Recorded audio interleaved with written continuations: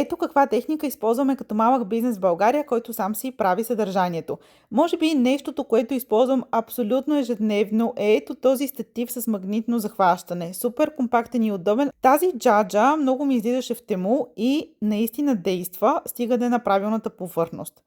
Нещо, без което не можем със сигурност е DJI Osmo Pocket 3, а наскоро купихме и четворката. Телефоните ни снимат много добре, но често ни трябват дори докато снимаме, а и Osmo Pocket е с вграден гимбъл и self-tracking функция, която позволява да се самоснимаме без да ангажираме друг. Също така с Creator Combo идва и мини трипод и DJI микрофон, който като го включиш веднага се свързва с камерата.